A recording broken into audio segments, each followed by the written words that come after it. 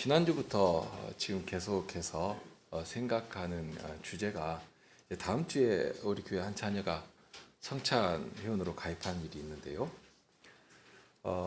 이 일을 앞두고 교회가 무엇인가, 그리고 교회의 회원이 된다는 것이 어떠한 의미가 있는 것인가, 또 그러한 것들을 왜 우리가 순종해야 하는 것인가 하는 내용들을 좀 살펴가는 중입니다.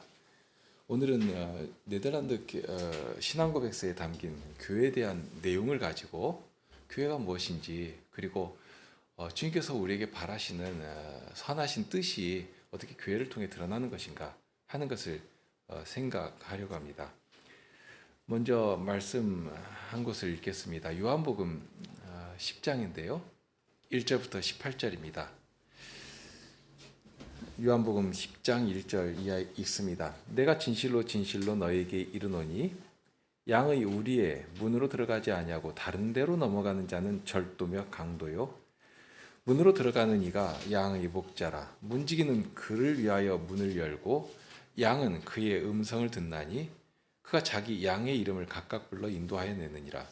자기 양을 다 내어놓은 후에 앞서가면 양들이 그의 음성을 아는 고로 따라오되 타인의 음성은 알지 못하는 고로 타인을 따르지 아니하고 도리어 도망하느니라. 예수께서 이 비유로 저희에게 말씀하셨으나 저희는 그 하신 말씀이 무엇인지 알지 못하니라. 그러므로 예수께서 다시 이르시되 내가 진실로 진실로 너희에게 말하노니 나는 양의 문이라. 나보다 먼저 온 자는 다 절도요 강도니 양들이 듣지 아니하였느니라. 내가 문이니 누구든지 나로 말미암아 들어가면 구원을 얻고 또는 들어가며 나오며 꼴을 얻으리라. 도적이 오는 것은 도적질하고 죽이고 멸망시키려는 것뿐이요 내가 온 것은 양으로 생명을 얻게 하고 더 풍성히 얻게 하려는 것이라. 나는 선한 목자라. 선한 목자는 양들을 위하여 목숨을 버리거니와 싹꾼은 목자도 아니요 양도 제 양이 아니라. 이리가 오는 것을 보면 양을 버리고 달아나니 이리가 양을 늑탈하고 또 해치느니라. 달아나는 것은 저가 싹꾼인 까닭에 양을 돌아보지 아니함이나 나는 선한 목자라. 내가 내 양을 알고 양도 나를 아는 것이 아버지께서 나를 아시고 내가 아버지를 아는 것 같으니 나는 양을 위하여 목숨을 버리노라. 또 이 우리에 들지 아니한 다른 양들이 내게 있어 내가 인도하여야 할 터이니 저희도 내 음성을 듣고 한 무리가 되어 한 목자에게 있으리라. 아버지께서 나를 사랑하신 것은 내가 다시 목숨을 얻기 위하여 목숨을 버림이라. 이를 내게서 빼앗는 자가 있는 것이 아니라 내가 스스로 버리노라. 나는 버릴 권세도 있고 다시 얻을 권세도 있으니 이 계명은 내 아버지에게서 받았노라 하시니라. 오늘은 그 주보 뒷면에 보면 네덜란드 신앙고백서의 27조와 28조가 나와 있는데요. 거기에 교회에 대한 내용이 나옵니다. 그 앞에까지는 하나님께서 우리를 위해서 베푸신 구원의 경륜이 쭉 설명되어 있고, 그러니까 하나님은 어떤 분이신가?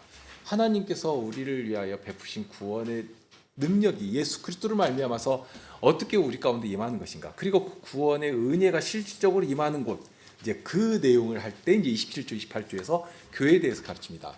그런데 이 신앙고백서는 귀도 드 브레가 1561년에 칼빈의 그 프랑스 신앙고백서를 근거로 해서 네덜란드의 개혁교인들을 위해서 작성한 신앙고백서입니다.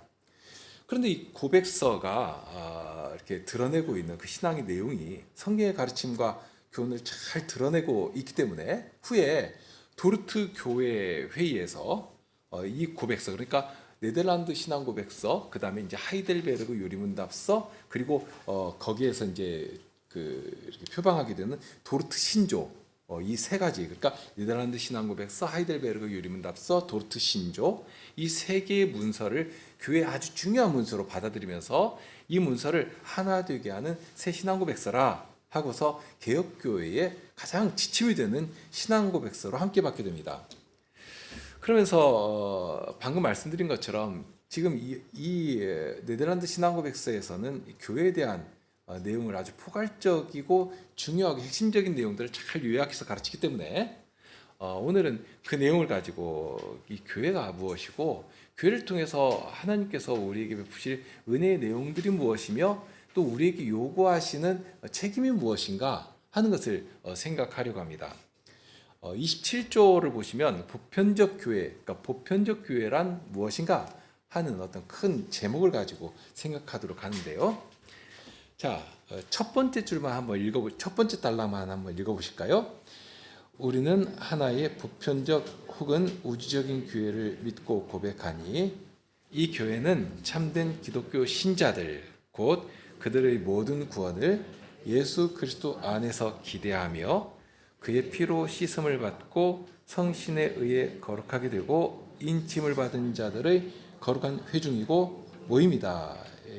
이렇게 가르칩니다. 그 다음의 내용도 제가 쭉 읽을 테니까 눈으로 따라 보시죠. 이 교회는 세상이 처음부터 존재하였고 마지막 날까지 있을 것인데 그리스도께서 영원한 왕이시오 백성이 없을 수 없는 왕이시기 때문에 그리합니다.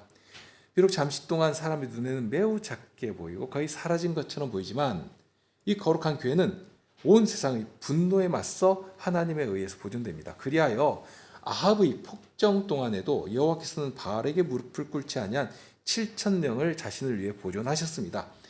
더구나 이 거룩한 교회는 어떤 특정한 장소나 어떤 사람들에게 국한되거나 제한되지 않고 전 세계에 뻗어 있고 흩어져 있습니다. 그러나 한 분 동일한 성신 안에서 믿음의 힘에 의하여 마음과 뜻이 연결되고 연합되어 있습니다. 교회에 대해서 이제 보편적 교회에 대해서 이렇게 고백하면서 처음 보면 보편적 혹은 우주적인 교회를 믿고 고백하니 하고 시작합니다. 교회를 믿고 고백한다 하고 나옵니다. 로마서 10장 10절에 보면 사람이 마음으로 믿어 의에 이르고 입으로 시인하여 구원에 이른다. 여기 시인한다는 것이 이제 고백한다라는 말일 것인데요. 그러니까 믿고 고백해서 구원에 이른다 하는 중요한 도리를 가르치는 말씀입니다. 그런데 이 고백서에서는 무엇을 믿고 고백한다고 하는가 하면 교회를 믿고 교회를 고백한다 하고 가르칩니다. 그러면 좀 의문이 이렇게 솔깃하니 들지 않습니까? 솔깃이 드는 것이 우리는 예수 그리스도를 믿고 구원을 받은 것이고 그러니 믿으면 되는 것이지 무슨 교회를 믿는다는 그런 말을 하는가 하는 생각을 할 수가 있는 것입니다. 자, 우선 여기 믿는다 하는 이 말에 대해서 좀 정리할 필요가 있는데요. 영어에서는 믿는다고 할 때도 구분이 아주 명확하게 됩니다. 그래서 하나님을 믿는다 또는 예수 그리스도를 믿는다 할 때 I believe in God이라든지 I believe in Jesus Christ라든지 이렇게 신앙의 대상으로 믿는다 하고 명확하게 그 의미를 부여해서 믿는다고 고백합니다. 하지만 교회를 믿는다고 할 때는 I believe one Catholic or Universal Church 이렇게 하거든요. 그러니까 어떤 하나님을 믿듯이 신앙의 대상으로 믿는다는 그런 말이 아니라 이렇게 신뢰하고 의지하고 이렇게 의탁하고 할 그런 대상으로 믿는다 하는 말로 쓰게 됩니다. 예를 들면 어린아이가 이렇게 부모님을 아주 정말로 철저하게 믿지 않습니까? 그러니까 엄마에게 딱 안길 때도 그냥 아주 몸을 그냥 편하게 탁 부리면서 믿기 때문에 그렇게 자신의 몸을 탁 해버리는데 그런 식일 것입니다. 자, 그런데 이런 표현은 이 네덜란드 신앙고백서에서 처음 나온 것이 아니라 사도신경에도 동일하게 나옵니다. 사도신경에도 보면 거룩한 보편적 교회와 성도의 교제를 믿는다 이렇게 나오거든요. 교회를 믿는다 이렇게 거기도 믿는다 하고 나옵니다. 그렇게 교회를 믿는다고 나오는데 거기도 동일합니다. 교회를 믿는다고 할 때는 하나님을 믿는 것처럼 신앙의 대상으로 믿는다 하는 그런 말은 아닙니다. 자, 그러면 그럴지라도 이렇게 믿는다 하고 고백하게 하는데요. 그러면 왜 교회를 믿고 고백해야 하는가 할 때 첫째로가 이 삼위 하나님께서 구원의 일을 이루어 가실 때 바로 이 교회를 통해서 이 땅에 세우신 교회를 통해서 그 일을 이루어 가시기 때문입니다. 하나님께서는 우리의 약함을 너무 잘 아십니다. 우리를 지으신 분이시고 우리를 사랑하시는 분이십니다. 우리보다 우리를 더 잘 아십니다. 그러니 우리에게 가장 유익한 길을 내신 것입니다. 바로 교회입니다. 그래서 교회를 통해서 그 일을 하기를 원하십니다. 그런데 이제 자칫 우리는 하나님의 손길이나 다스리심을 이렇게 추상적으로 그리고 애매하게 생각하기가 쉬운데요. 그래서 신앙이라고 말할 때도 이건 좀 세상의 삶과는 좀 유리되어 있는 어떤 종교적인 일에만 이렇게 한정 짓거나 이렇게 공허하게 생각하기 쉽습니다. 그러나 우리의 신앙이라고 하는 것은 이렇게 종교적인 일에만 한정되어서도 안 되고요. 더더군다나 그렇게 공허한 추상적인 일이 되어서도 안 됩니다. 하나님께서 예수님을 이 땅에 보내신 때에는 제자들에게 직접 하나님의 구원을 이 예수님을 통해서 눈으로 보고 손으로 만지고 그렇게 알게 하셨지 않습니까? 그래야지만 제자들이 내가 보고 들은 것을 전할 수 있게 되는 것입니다. 보지도 않고 만지지도 않고 듣지도 않았는데 어떻게 전할 것입니까? 그것이 바로 증인의 삶이거든요. 우리는 누구에게서 전해 들은 것 가지고 누가 그랬대더라 하고 말하는 그런 증인들이 아닙니다. 내가 직접 맛보고 누리고 경험하고 일구어낸 그 결실을 보면서 하나님의 구원이 이런 것이다. 하나님의 교회라고 하는 것은 이런 것이다. 하는 사실을 우리가 증인으로서 온 세상에 전해야 하는 자들입니다.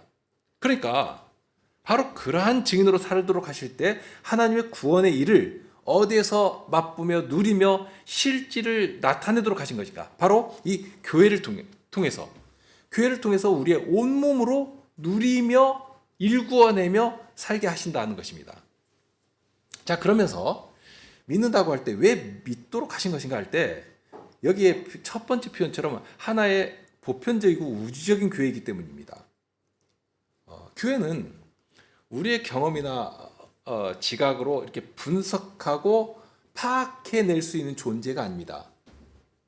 한 사람을 알아간다고 할 때도 어떻게 한 사람을 나의 이 단순한 생각으로 규정지을 수 있습니까? 사람 하나도 그렇게 규정지을 수 없는데 어떻게 예수 그리스도께서 친히 이루어 가시는 예수 그리스도의 몸인 이 교회를 우리 손바닥에 딱 올려놓고서는 아니면 책상에다가 종이 하나 펴놓고서는 어떻게 교회는 이런 것이다 하고 규정지을 수 있는 것인가? 그럴 수 없다는 것입니다. 오히려 그런 태도보다 어떤 태도를 우리에게서 불러일으켜 주시는가 하면 이 교회는 우리가 신뢰하고 의지하고 따라야 할 대상이다 하고 알려주시는 것입니다. 차치 교회는 이런 것이야 하고 자기 경험이나 어떤 사람들의 논리를 따라 가지고 이렇게 규정하고 이렇게 하는 태도를 취하기 쉬운 것인데요. 이제 그런 태도를 버리고 성경이 가르쳐 주시는 대로 그 안내를 따라서 겸손히 순종하면서 배워가도록 하신 것입니다. 그러니까 교회는 우리의 논리로 설명하라고 주신 존재가 아니다. 그리스도의 형상을 이루도록 우리를 교회로 불러주셨으니까 바로 그러한 교회를 의지하고 믿고 따르며 그리스도의 장성한 분량이 충만한 데까지 이루기를 힘써야 한다 하는, 그렇기 때문에 교회를 믿고 고백하게 하신 것입니다. 그러면서 이 교회를 믿고 고백할 때 27조 첫 문단에서는 교회는 성도의 회중과 모임이라 하는 말로 마칩니다.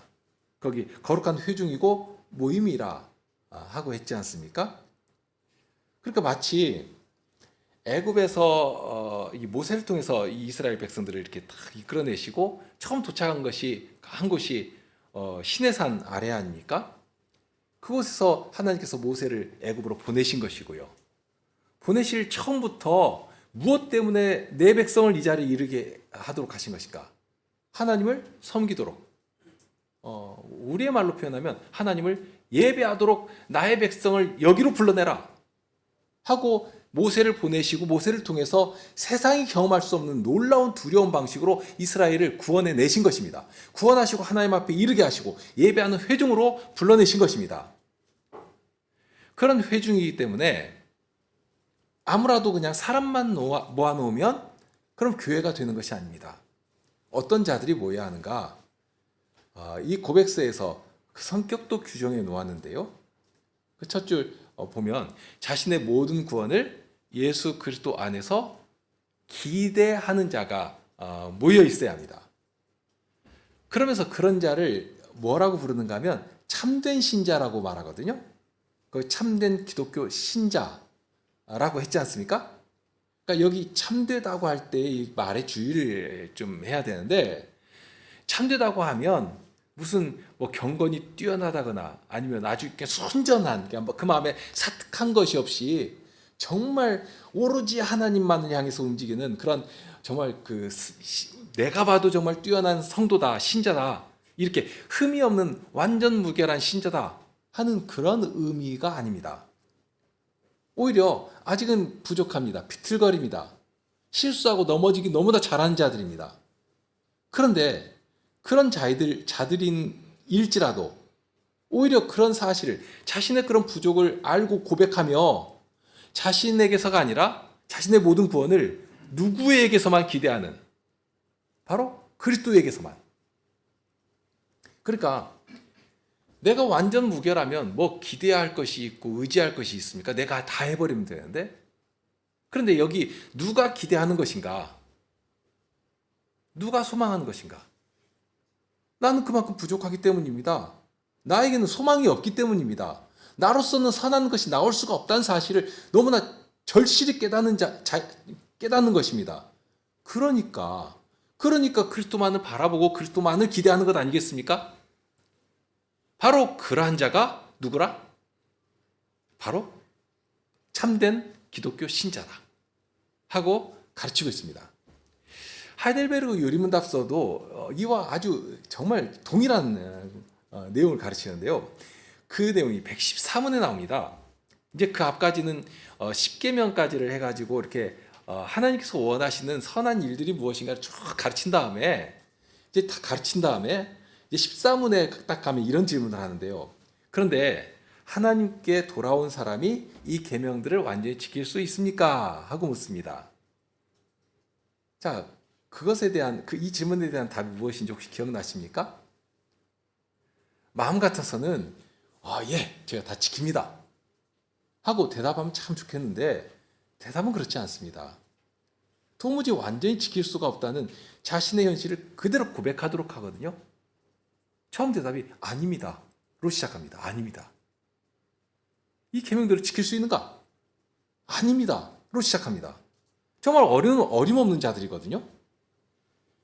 그러니 그 다음에 나오는 대답이 그렇습니다. 가장 거룩한 사람이라도, 거룩한 사람이라면 누가 떠오릅니까? 바울 사도 같은 사람? 베드로 사도 같은 사람? 아니면 정말 사랑의 사도라고 하면 요한 사도 같은 사람? 그런데 그렇게 거룩한 사람일지라도 이 세상에 살 동안에는 이러한 순종을 겨우 시작했을 뿐이라, 마치 이제 겨우 걸음마 배우는 아이처럼 그런 어린 아이에 불과하다 하고 가르칩니다. 정말 이렇게 존경에 맞이하는 그런 사도 같은 분들도 그렇다면 우리는 어떨 것입니까? 좀 말할 수가 없거든요. 그런데 그럴지라도 정말 중요한 것이 이것입니다. 이미 시작했다는 것입니다. 시작한 것입니다. 전에는 아니었는데, 전에는 하나님을 사랑하는 것도 없습니다. 하나님을 알만한 것을 아무리 보여주셔도 하나님을 섬기려고 하는 마음이 조금이라도 정말 찾을래야 뭔지 한 톨이라도 찾을 수가 없는 그런 자입니다. 하나님을 두려워하는 일이 없으니 하나님 말씀이 임할 때 무슨 두려워한 심정이 있습니까? 말씀의 반응을 보이질 않는 것입니다. 그런데 이제 어떻습니까? 예수님 사랑하는 심정이 있거든요. 하나님 사랑한다고 하는 것도 그렇습니다. 하나님을 사랑한다고 할 때 무슨 연애하듯이 심장이 막 쿵탁쿵탁 뛰고 얼굴이 빨개지고 그런 것 사랑으로 가르치지 않습니다. 오히려 하나님 사랑한다는 것이 뭔가? 하나님의 말씀에 반응하는 것입니다. 하나님 말씀을 들릴 때 저 말씀 지키고 싶다. 그 말씀대로 살고 싶다. 저 말씀대로 살아야 하는데 하는 그런 움직임들이 막 속에서 일어나는 것입니다. 그렇게 전에는 말씀에 도무지 반응하지 않던 양심이 막 꿈틀거리면서 반응하는 것입니다. 마치 심폐소생술로 탁하니 움직이니까 막 심장이 벌떡벌떡 뛰는 것처럼. 그러면 되지 않습니까? 이게 생명의 반응입니다. 그리고 그것이 사랑의 현장 증거입니다. 자, 대단한 무엇을 하지 못할지라도 이제 겨우 비틀비틀거리면서 겨우 움직이는 그런 어린아이에 불과할지라도 그러면 되는 것입니다. 어떤 자가 참된 신자인가? 바로 그런 자가 참된 기독교 신자라 하고 가르칩니다. 반면에 이제 참된 신자라고 말하면 거기 거짓된 신자도 있겠구나 하고 생각할 수 있지 않습니까? 항상 교회는 그래왔습니다. 거짓된 신자도 있고요. 더욱이는 교회도 거짓된 교회도 있는 것입니다. 그러니 마치 옥토에 좋은 씨만 뿌렸는데 아침에 일어나 보니까 가라지가 함께 자라고 있는, 그러니 교회도 참된 신자만 있으면 좋을 것인데 거짓된 신자도 있을 수 있다 하는 것입니다. 그러니까 다만 참된 신자가 누구냐 할 때 방금 말씀드린 것처럼 어떤 종교적인 행실이 뛰어나고 남들이 인정할 만한 어떤 헌신과 선행을 보이니까 야, 이 사람은 참된 신자다 이렇게 말하지 않습니다. 처음 문단에서부터 우리의 모든 구원을 그리스도 안에서 기대한다고 했지 않습니까? 그러니까 기대하는 것입니다. 사모하고 바라는 것입니다.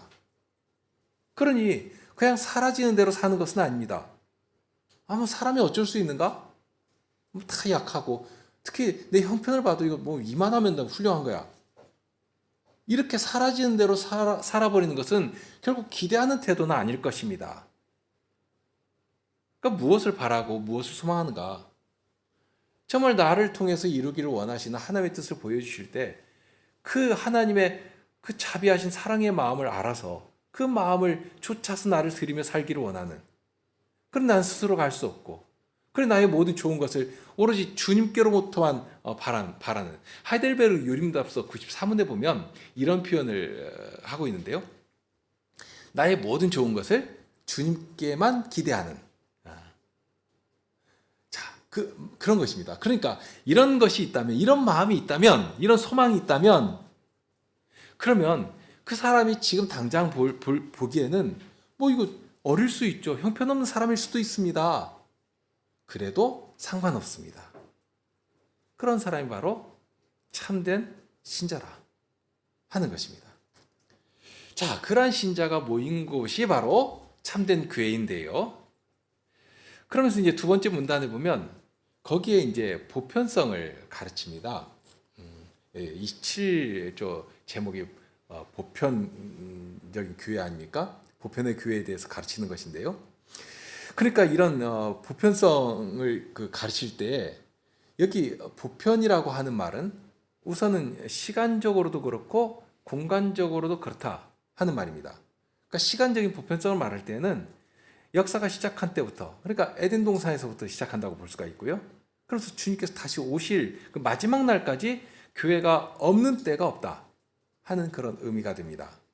그러면서 단순히 시간적인 것만이 아니라 공간적인 의미도 가지는데요. 이 공간적인 의미라고 할 때 자칫 먼저 간 성도들이 있는 하늘의 그 교회, 이것을 보편의 교회라고 이렇게 생각하기가 참 쉬운데 이 신앙 고백서는 그렇게 공허한 말로 가르치는 것 아닙니다. 오히려 우리가 살아가는 이 시대입니다. 우리가 살아가는 이 시대에 온 땅에 주님께서 부르신 성도들의 모임이 존재한다. 교회가 있다. 하는 그런 의미입니다. 그러니까 보편의 교회라고 하는 말이 하늘에 있는 어떤 무형의 혹은 눈에 보이지 않는 교회를 가리키는 말이 아니라 하는 것을 먼저 생각할 필요가 있습니다. 여기서 보면 그러면 보편성을 설명할 때 예로 들고 있는 것이 무엇인가 하면 아합 시대에 하나님께서 남겨두신 7,000명의 성도를 예로 들고 있거든요. 그렇죠? 그러니까 자칫 우리는 교회의 보편성을 자꾸 이렇게 어떤 공허한 어떤 무엇인가를 이렇게 생각도 닿지 않으면서 이렇게 하늘에 떠 있는 무엇인가로 이렇게 자꾸 이렇게 추론하려고 하는데, 여기 보니까 아주 구체적인 예를 들어 가지고 교회 보편성을 설명하는 것입니다. 자칫 눈에 안 보이는 하늘에 있는 어떤 것처럼 생각하기 쉬운데, 여기 교회라고 할 때는 아방 같은 시대에도 구체적으로 바알에게 무릎 꿇지 않는 자들, 반대로 말하면 하나님의 말씀을 따라 오직 하나님만을 섬기며 예배하는 자들이 거기 그 땅에 남아 있었다 하는 뜻이 됩니다. 마치 모세와 함께 시내산 앞에 서 있었던 그 예배하는 회중이 이때도 사라지지 않은 것입니다. 아합 시대에 분명히 눈으로 보기에는 다 사라진 것처럼 보였습니다. 그런데 하나님께 예배하는 자들이 거기 언약의 땅에 7천 명이나 남아 있었고 그것을 바로 보편의 교회라 하고 설명한 것입니다. 아주 미미한 존재들이죠. 엘리야가 볼 때 나만 남겨두고 아무도 없는 것처럼 느껴질 만한 그런 상황입니다. 어디 눈 씻고 찾아봐도 교회라고 부를 만한 곳이 없는 그런 때입니다. 그럴지라도 이 엘리야와 함께 하나님을 섬기는 구체적인 성도들이 여기저기에 하나님께서 언약의 땅으로 구별하신 그 땅 여기저기에 곳곳에 엘리야와 동시대에 동일한 언약의 땅에 7천 명이나 남아 있었다. 그 회중이 바로 보편의 교회다 하고 가르친 것입니다. 분명 우리의 현실을 보면 여전히 죄 허물들이나 약함이 가득합니다. 그러니 그런 정말 엉터리 같은 자신을 바라보면서 낭망하기도 하고요. 어떤 때 좌절하기도 쉽습니다. 그런데 그렇게 하지 않으시는 것입니다. 이 신앙고백서는 아주 분명하게 가르치는데요. 어떤 자가 참된 신자이고 어떤 곳이 참된 교회인가.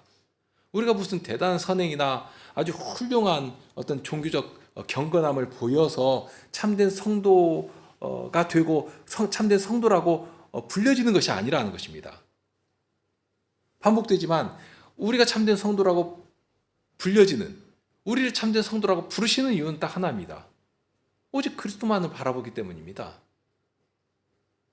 나의 모든 구원을 그리스도에게서만 기대하는, 그러면 되는 것이거든요.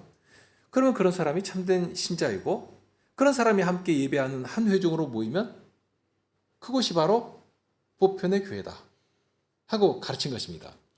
그러니 그런 성도들의 모임을 거룩한 보편적인 교회라고 고백할 수 있는 이유가 무엇인가 할 때 바로 그 근거와 뿌리에 그리스도가 계십니다.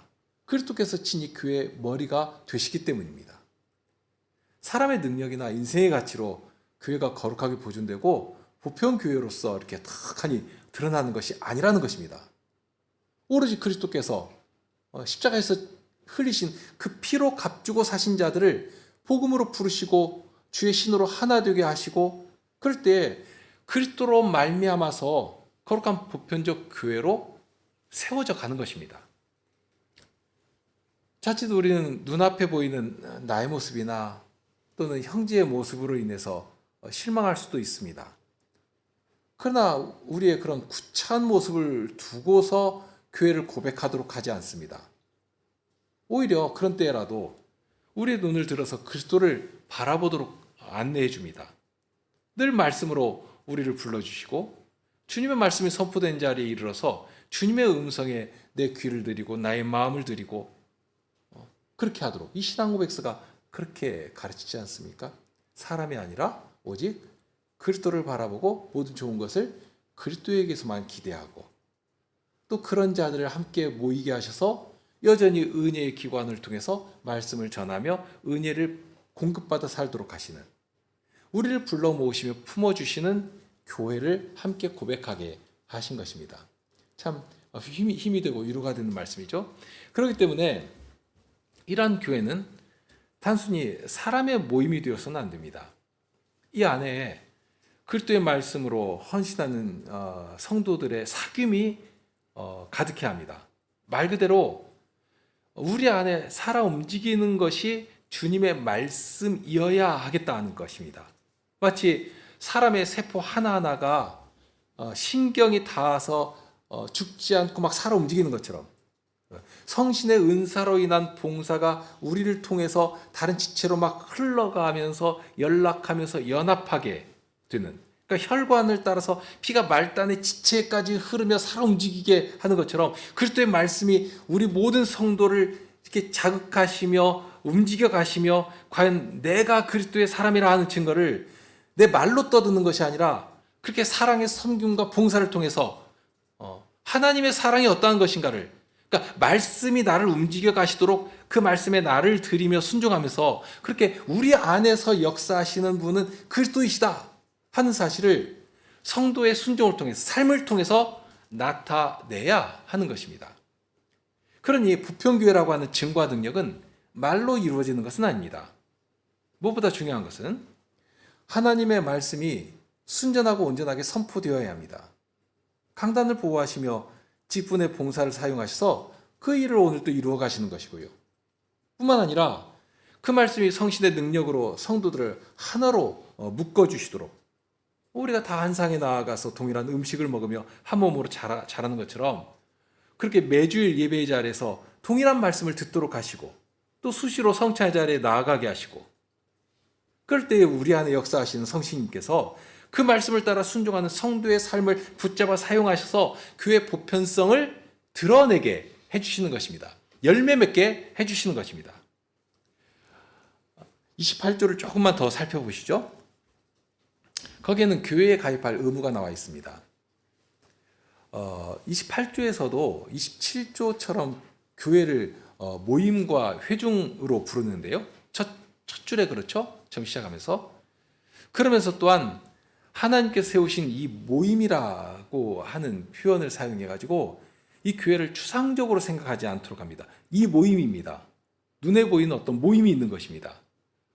더 명확하게 말하면 보편의 교회는 눈에 보이는 지역교회로, 그러니까 이 언약교회와 같은 예배하는 공동체로 이렇게 교회 보편성을 이루게 하십니다.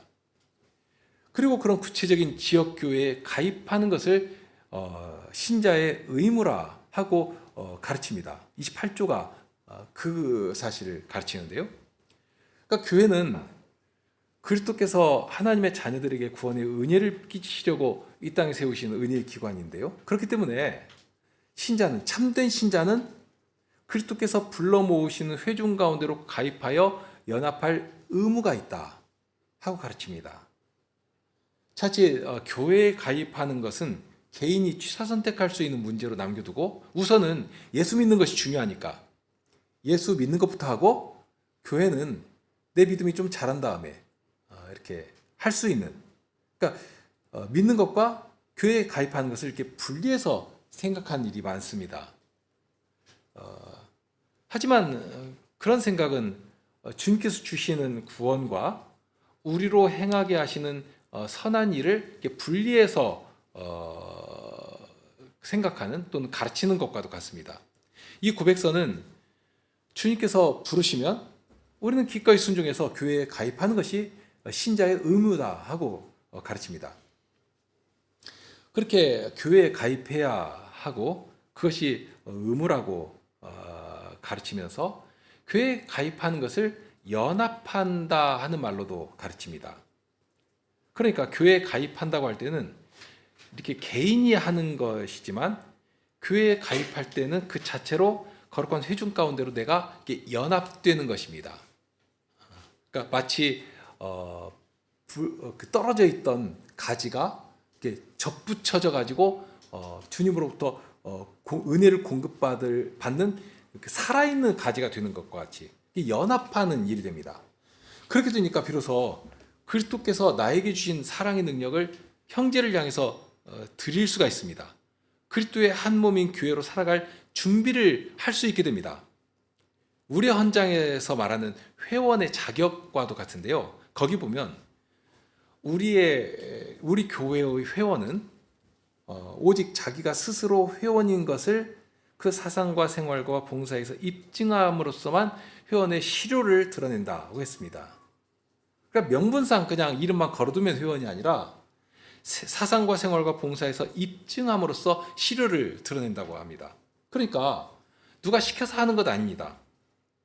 스스로 하는 것입니다. 다 컸으니까 누가 시켜야지만 그 일을 하면 아직 어린아이겠죠? 그런데 장성하고 어른이 되었으면 턱 봐가지고 둘러보기도 하고 저게 좀 부족하구나. 그럼 내가 그 일을 해야 되겠다 하는 그런 일들을 이렇게 알아서 해가지 않습니까? 그런 것입니다. 우리를 주님의 교회로 부르시고 이 교회적 사명도 깨닫게 하시고 그 사명을 향해 나를 드리게 하셨으니까 더구나 우리를 교회로 부르실 때는 하나님의 동역자로 불러주십니다. 그러니까 우리로 하여금 하나님의 사역에 나를 드리면서 함께 하나님의 일을 일구어 나가기를 기다리고 계시다. 나에게 두신 선하신 뜻이 그 일을 통해서 이루어지기를 바라고 계시다 하는 것을 이렇게 알려주시니까 얼마나 복된 일입니까? 내가 하나님의 사역에 참여하는 동역자라. 하나님과 함께 일할 수 있다. 그러니 그런 하나님의 뜻을 보여주실 때 자원하는 심정으로 기꺼이 자신을 드리며 살아갈 소망을 가지게 되는 것입니다. 자, 그러니까 이런 교회 성격을 알 때 교회에 가입하는 것을 그저 그냥 개인적인 일로 생각하지 않아야 합니다. 교회를 개인주의적인 태도로 대하는 일은 이 고백서가 작성되던 당시에도 두 가지 형태로 나타났는데요. 첫째는 소위 귀족과 같은 그런 사람들에게서 나왔습니다. 당시는 계급 사회였기 때문에, 그리고 로마 교회가 얼마나 타락했는가 하는 것들을 조금만 생각하면 알 수가 있고 말씀에서도 분별할 수가 있고, 더구나 그런데 개혁교회라고 해도 굉장히 힘들고 대립으로 인한 혼란상이 마음에 들지가 않고, 더구나 교회 가면 아무나 섞여서 이렇게 한 자리에 앉아가지고 예배하지 않습니까? 그러면 신분이 높은 사람들은 저런 아주 저급한 천한 사람과 한 자리에서 예배 드리는 것도 썩 유쾌하지 않은 일이고요. 그러니 집에서 조용히 성경 읽고 필요하면 목사를 집으로 초청해가지고 설교도 듣고 또 성례도 행하고 이렇게 할 수 있는 것으로 생각하는 사람들이 있었습니다. 이제 그런 사람들 여기서는 물러나 혼자 있는 것으로 만족하려 한다 하는 말로 표현을 했습니다. 그런 사람들이 있었고요. 그와 반면에 어떤 질서나 제도를 악으로 규정하는 신령주의자들이나 혹은 영성주의자들이 있었습니다. 그러니까 성경을 읽을 때 성신의 조명하심이 있으면 목사 없이도 진리를 얼마든지 깨달을 수 있다 하고 생각하는 것입니다. 더구나 교회 제도나 지분의 질서나 이런 것들이 얼마나 그때 혼탁하고 타락했습니까? 그러니 그 자체가 악한 것이라 하고 정죄해버리는 것이죠. 그러니까 그런 제도를 죄악시하고 파괴하는 것을 개혁이라고 생각한 것입니다. 그런 극단적인 태도를 가지고 교회를 가벼이 여기는 자들이 있었기 때문에 신앙의 선조들은 물론이고 이 고백서에서도 주님의 말씀에 따라서 이 교회를 떠나서는 구원이 없다, 교회를 떠나서는 구원이 없다 라는 말까지 아주 분명하게 담아 놓은 것입니다. 그러면서 28조 두 번째 문단에서 보면 교회가 아닌 모임에서 떠날 것을 가르치는데요. 모든 신자는 교회에 속하지 않은 자들에게서 떠나 하고 나옵니다. 여기서 떠난다는 것은 떠나는 것 자체는 목적이 아닙니다. 그것이 아니라 거짓된 자리에서 떠나는 이유가 뭐냐? 즉시 어느 곳에든지 하나님께 세우신 이 모임에 가입할 의무가 있다. 그러니까 참된 교회에 가입하기 위해서 거짓된 자리에서 즉시 떠나야 한다 하고 가르칩니다. 자, 왜 이렇게 강조해서, 그러니까 참된 교회가 어떤 교회인지, 그리고 그런 교회가 무엇을 하는 것인지 가르치고, 그런 후에 참되고 바른 교회에 가입하는 것이 왜 이렇게 중요한가? 왜 그것을 의무라고까지 강조하고 있는가? 그러면서 여기서는 그것이 그리스도의 명령이다, 참된 신자라면 당연히 그렇게 해야 하는 것이다 하고 대단히 강조해서 가르치고 있지 않습니까? 그러면 왜 그렇게 강조하느냐 하는 것입니다. 그것은 교회가 그리스도께 세우신 거룩한 기관이기 때문이고요. 무엇보다도 주님께서 사랑하시는 자들, 정말 피로 값주고 사신 자들을 위해서 세우신 기관 아닙니까? 선진들의 고백처럼 교회를 떠나서는 구원을 찾을 수 없다 하는 이 자명한 사실 때문입니다. 이 교회는 우리의 구원을 위해 내신 은혜의 기관일 뿐만이 아니라 우리를 이 땅에 두시고 하나님의 사역에 동참하면서 그리스도의 남은 영광에까지 이르도록, 그러니까 이 교회에 가입하여서 교인됨을 나타내는 일로서 그 복되고 영광스러운 자리까지 이르게 하신 하나님의 뜻이 막 살아 움직이는 바로 그 뜻이 여기에 있기 때문입니다. 여러분들이 서 있는 자리가 그렇게 귀한 자리이고 영광스러운 자리입니다. 오늘날 얼마나 많은 분란과 어려움이 교회를 잡아 흔드는지 모릅니다. 강단을 흔들 뿐만이 아니라 가라지 같은 자들도 교님네 하고 일어나서는 참된 교회를 흔들고 성도들을 고통스럽게 만들어가는 일이 허다합니다. 그런데 그런 중에는 더 두려운 것이 싹군과 같은 거짓된 스승들이 일어나가지고 외식하는 바리새인들처럼 경건의 모양은 그럴듯하게 만들어내고, 그런데 교회를 사유화하면서 말로만 하나님의 영광을 말로만 자랑하는 것입니다. 그런데 말만 무성한 것이지 사랑의 능력은 찾아볼 수가 없는, 교회를 가르고 분열을 조장하고 하는 그런 악한 모습들을 만들어내는 것이고요. 그런 때에 우리를 주님의 복된 교회로 부르시고 한 교회를 이루게 하시면서 부평교회 사명을 우리 중에 보여주시면서 그 일을 이루어가도록 하신 주님의 뜻이 여전히 우리 안에 살아 움직이며 그 뜻을 보여주시는 것 아닙니까? 보여주시고 계시는 것이니까요. 자, 그런 교회로 살아가는 것이 얼마나 귀하고 복된 일인가 하는 것을 알려주는 것입니다. 과연 참되고 바른 교회가 무엇이고 그 안에서 이루어져야 할 성도의 봉사가 어떠한 것인가, 좀 공적 신앙 고백을 하는 이 일을 기회로 해가지고 좀 더 몇 주 생각해 가겠습니다. 오늘은 여기서 멈추겠습니다. 기도하시죠. 이 시대의 교회가 얼마나 귀하고 영광스럽고 복된 기관인 사실을 바로 알지를 못하고 그저 사람의 무엇으로 생각을 해버리고, 그러니 자기가 마치 주인인 것처럼 내가 어떻게 하겠다 하는 그런 태도로 교회를 대하는 일도 많고, 그것이 결국 교회의 주인은 주님이시고 교회를 통해 주의 백성들을 불러 모으시며 이 교회를 통하여 그리스도의 영광을 나타내시되 친히 주님의 권능으로 구원의 은혜를 통해 친히 나타내신다 하는 사실을 아주 만홀히 대하는 정서가 파다한 가운데 저에게 개혁교회로 모이게 하시고 참된 교회를 소망하며 이 시대를 살게 해 주셨사옵니다.